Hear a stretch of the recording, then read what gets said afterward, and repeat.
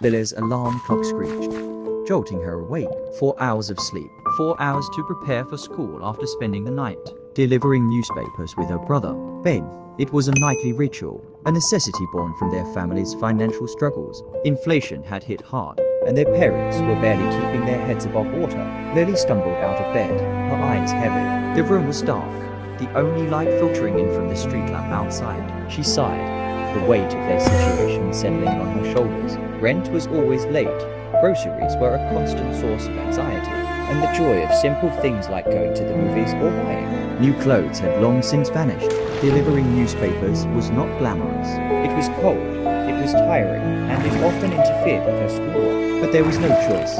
Every penny counted, and every hour of work brought them closer to paying the bills. As they navigated the dark streets, Lily's mind drifted to school, to the upcoming history test.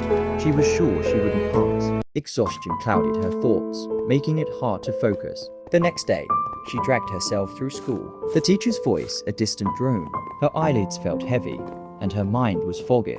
She knew she wouldn't do well on the test, but there was nothing she could do about it. Lily felt a growing sense of despair. This wasn't the life she had imagined for herself. She dreamed of going to college, of traveling the world, of experiencing the joy of youth. But those dreams seemed further and further away. That night, as she prepared for another night of newspaper delivery, a tear rolled down her cheek. It wasn't just exhaustion that made her cry. It was the crushing weight of responsibility, the fear that this was all her life would ever be.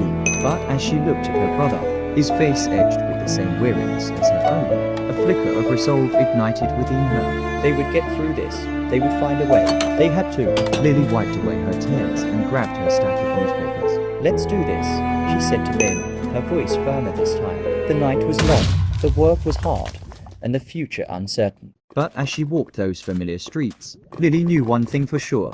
She wouldn't give up. She would fight for a better future.